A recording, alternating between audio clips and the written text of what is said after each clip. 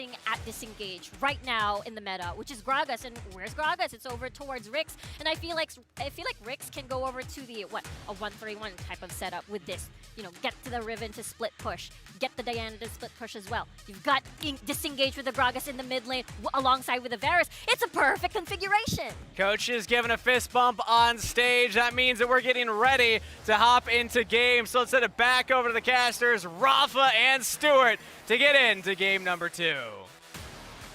Thanks, Kangas. And I was noting with Stuart here a very important observation here. We know that T1, coming from Korea, is definitely one of the more aggressive Korean teams because as a whole, that region likes to play towards the late game. But after seeing game 1, T1 has gone all in on a very high scaling composition. And to me, Stuart, that's them saying, Rix, we don't believe in you being able to close out in the mid game. Yeah, they can just say, okay, we can just outplay you in the mid and the late game, and that's what they did in the previous game with a little bit of a mistake by Seven in the previous game. Interesting enough, BDG's gone for fleet footwork, which actually got changed quite recently as well. The healing has been reduced, but also now fleet footwork gives back mana, which is quite an interesting one. So potentially looking at BDG, looking to try and get as many souls as possible, keep on using the stacks as well, and you can see how aggressive they're already playing in the bot side. I mean, between the Fawn of Life procs from Nasus and already the Piercing Shadow, you're getting a decent amount of sustain already without necessarily needing Grasp of the Undying for the health stacking. I think now this just allows you to stay in lane forever against someone like a Varus who wants to just constantly shoot out arrows to make sure that you are pushing the wave back. Yeah, for sure. I mean, the thing is as well for Doom is that Doom has his third ability, which is the healing reduction. So when he uses the third ability, the Halo Arrows, then he's able to get the healing reduction as well down. So if people haven't seen this before, Senna Nasus, even though BDG and Senna is going to be the carry, Senna is not going to be taking any souls at all. I mean, sorry, isn't going to be taking any minions at all, and it is going to be Penguin that's going to be taking the minions away, and Senna's going to be stacking the souls. But again, look, Seven's in this Baron lane again. They're really trying to shut Jong down. Jong recognizing, hey, I saw this in game 1, but they're still going to go for it. An early flash, but allows Random to land the taunt easily. Seven should be able to pack in the damage. Random taking the last turret shot. First blood does go over to Rix, but Jong is able to trade back.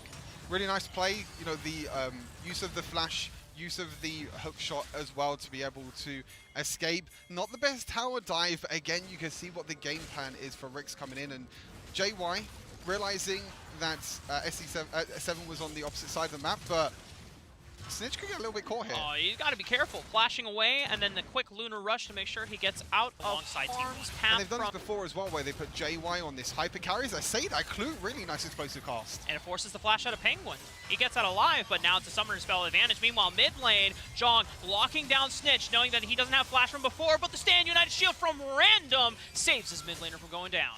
Oh, it was close. It's back and forth, and now Seven's coming in. Wind Slash at the ready, already popped on the Jong, a lot of burst damage, and Rix with a counterattack takes out the Baron laner of T1. We normally see the supports roam around, but this game is the Baron laners roaming. You got Jong roaming into the mid lane, you got Random coming in with the Stand United as well. Really nice play on the side of Rix.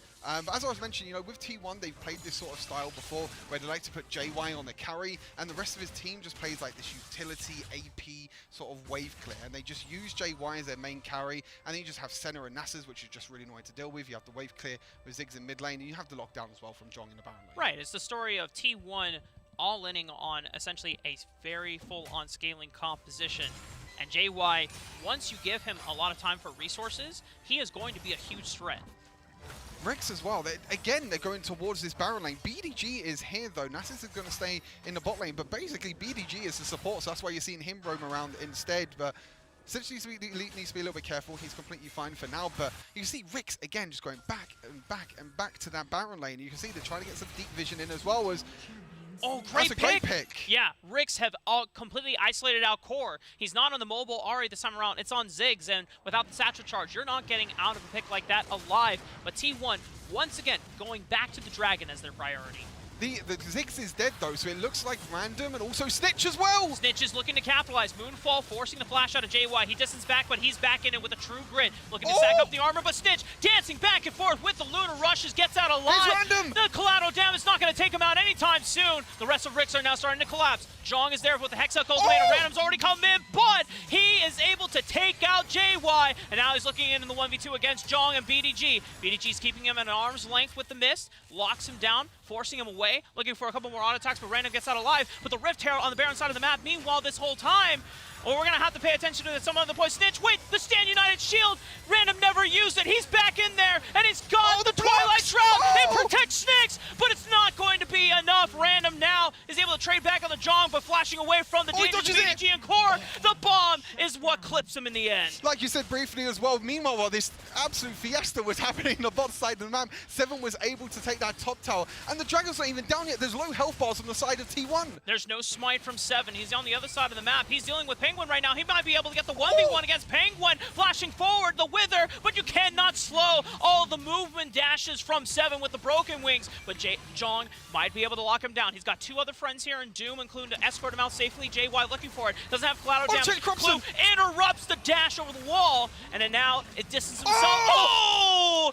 Doom looking like Legolas out there with the piercing arrow from downtown. Times it perfectly. The chain of corruption to stop the dash from JY, and then the snipe as well from the piercing arrows. JY, T1 were able to secure that Dragon, and the Rift Herald went over to the side of RIX. But Seven in the top lane, he's gone. You know, Seven has been doing some very impressive stuff on the Riven so far. However, you cannot outplay a Hextech Ultimatum. You cannot indeed, because it's just going to lock them down, and meanwhile, Penguin, he's not going to be able to do anything about Stitch and Clue as well. It's okay. As they lock him down, it's just back and forth at the moment. Trades across the map. Random trying to protect this Baron turret from going down. Meanwhile, Snitch and Clue getting as much damage onto the bottom turret as fast as they can. But thankfully for RIX, they already have done the damage of getting first brick thanks to the chaos that ensued during that first Dragon fight that we saw. Yeah, exactly. And JY Snitch doesn't know he's in there. Oh, Snitch. He's got flash. Dodges out on the end of the line damage. JY not even bothering to pop the collateral damage. I'm really liking how both these teams are playing this game, though. You know, they're trying to use the sideways. They're trying to get isolation kills onto players that are kind of by themselves. But Seven's back again. I think he's almost got it. Oh, like that hook shot though. Strongly prioritizing it for the rotation right now. Yeah, you can see a little bit of a trade in the top side here. Jong's having a very, very nice time as Clue. Okay, flashing forward.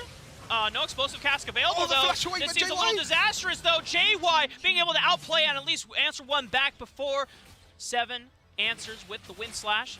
1 for 1, and now it's a 2-on-1 against Penguin. Remember, he doesn't have flash from before. Knock up with the broken wings. RIX gets it done. Kill secure by Snedge. He didn't really do that much there, but he was just like, yeah, I'm just going to throw in my first ability and get the kill secure. Man. He's doing his best. Random. Oh, we could outplay here. 1v2. Oh! True damage is a little hard to outplay there, Stuart. Yeah, I mean, even though the true damage does get nerfed a few patches ago, it is still quite annoying to deal with. It's Breaks still through true the damage. armor and magic resist. It doesn't matter if you build Banshee's Veil like Random has done. But again, it's trades across the map. You know, 2 towers to 1 at the moment on the side of RIX. RIX still has that little bit of a gold advantage with the towers as well. But now with this Rift Herald, looks like JY is going to try and secure it. All right, how do RIX get in here? They don't have Random here quite yet, but he has spawned up, and he has Stand United.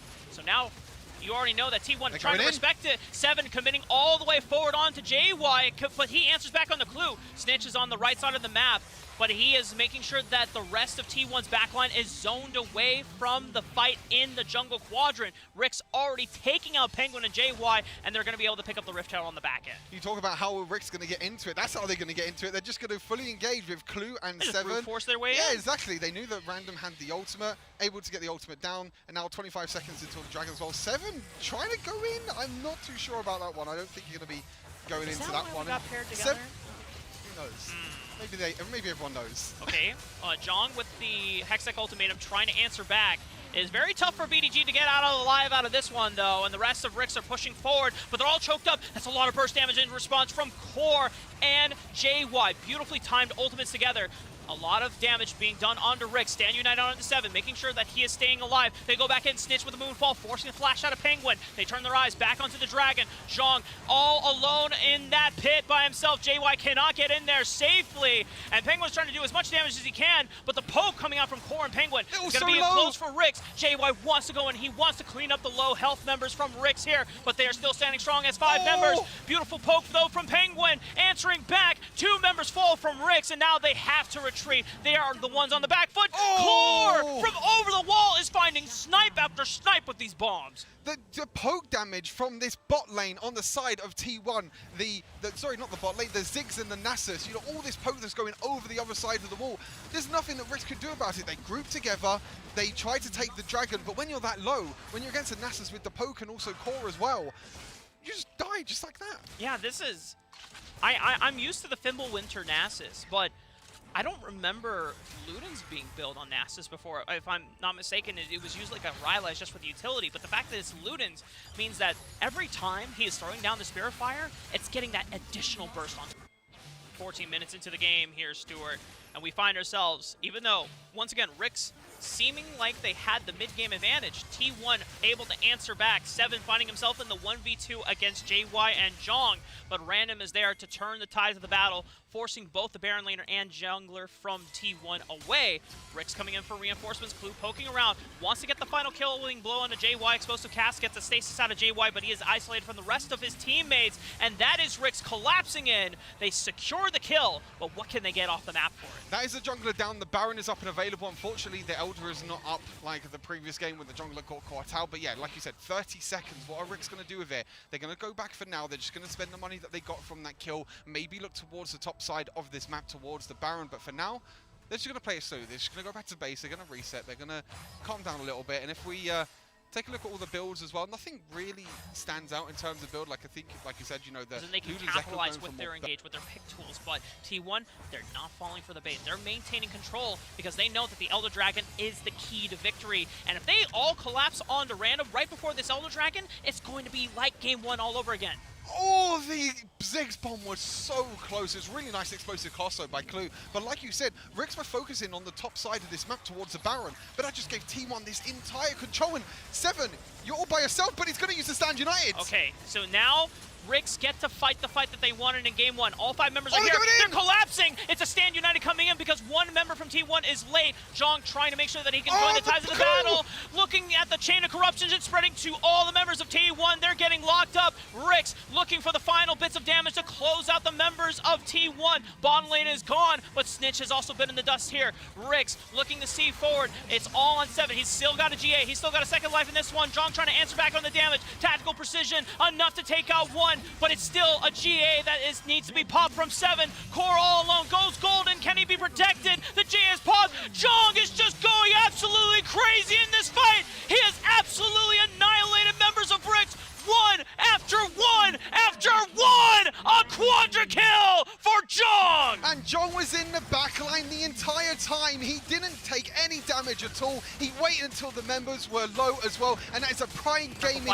ace secure over the Elder Dragon. The game is not over yet though. Snitch, Moonfall engaged, has Stand United, but it looks like he's getting bursted out before Random can even arrive. And now Doom and Clue and 7 have to retreat from the members of T1. 4 was able to be traded out on the back end of it, but Zhong is hitting on the Nexus right now. Random's trying to hold him back, but he's losing health fast, and the rest of RIX are looking to collapse, but that is ceding control of the rest of the map. Yep, Zhong using that as a distraction, gets the inhibitor tower on the bot side of the map. There's not really much that RIX can do right now. The Elder Dragon has gone over to T1. They got the other dragons as well. They got the Ocean Dragon and the Infernal Dragon.